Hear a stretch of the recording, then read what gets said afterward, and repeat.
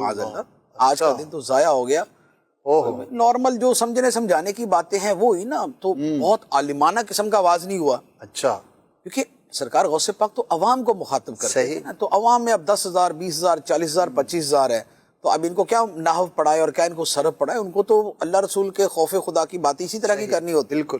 اب وہ جو نحوی تھے انہوں نے کہا یار آج کا دن تو ضائع ہو گیا. اچھا, اب وہ نحوی کہتے ہیں کہ جیسے میرے دل میں یہ خیال آیا, سرکار غوث پاک نے منبر سے میرا نام لے کے مجھے کہا در میرے پاس آ کے بیٹھ, پھر تجھے بتاتے ہیں نحو کیا ہوتی ہے. اللہ اللہ, تجھے نحو کے اندر سیبوے کے برابر بنا دیں گے. اللہ اکبر. سیبوے جو ہے جو علم نحو کا امام ہے, تجھے اس کے برابر بنا دیں گے, تو آ کے بیٹھ. تو اللہ اکبر. یہ نحوی کہتے ہیں کہ میں نے تو فوراً توبہ کی, یا اللہ میری توبہ, میں دل میں کیا گمان کر رہا تھا اور کیا گمان لے کے آیا. اس کے بعد سرکار غوث پاک کی بارگاہ کے اندر آپ بیٹھ کر پھر آپ نے علم حاصل کیا. سبحان اللہ. اچھا, سرکار غوث پاک رضی اللہ تعالیٰ عنہ کی جو شاگردوں کی تعداد ہے, جی, آپ جس سے علم کا اندازہ لگائیں گے, بے شک, آپ کے جو شاگردوں کی تعداد ہے وہ 1,00,000 ہے.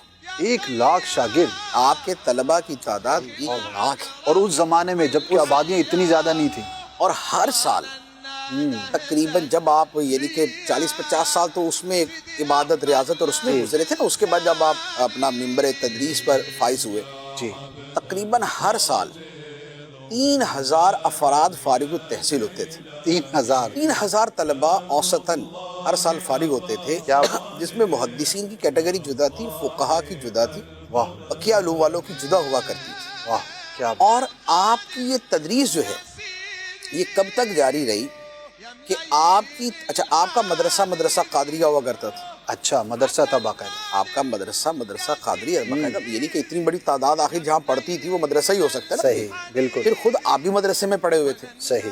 اچھا, اب آپ نے کب تک تدریس کی؟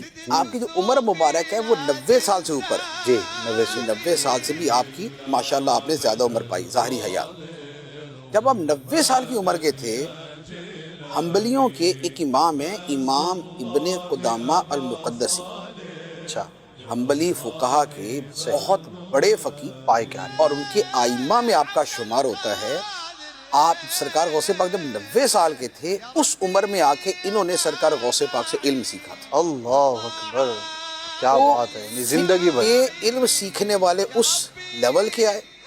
حدیث والے اپنے اعتبار سے آتے تھے, تفسیر والے اپنے اعتبار سے آتے تھے. فقہ کے اندر یہ ہوتا تھا کہ شرق و غرب کے اندر فقہ حنبلی اور فقہ شافعی کے اوپر آپ فتوے دیا کرتے تھے. اچھا, دو فقہ کے اوپر آپ فتوے دیا کرتے تھے. پھر نحو کا تو آپ نے نا کہ وہ تو علوم عالیہ میں سے, کہ جو تیسری کیٹیگری بنتی نا کہ علم معرفت اور پھر علم ظاہر میں علوم اصلیہ اور علوم عالیہ یعنی فرعیہ وہ بنتی, اس میں چلے جاتے.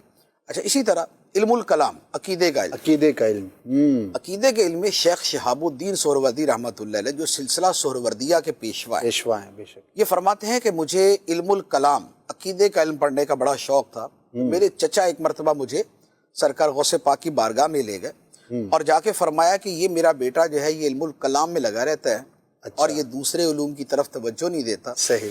تو سرکار غوث پاک رضی اللہ تعالیٰ انہوں نے سینے سے لگایا اور لگا کے جب ان کو ہٹایا تو جو علم الکلام تھا وہ سارا محو ہو چکا تھا. اللہ, یعنی جو پڑھا تھا سارا ختم مٹ گیا.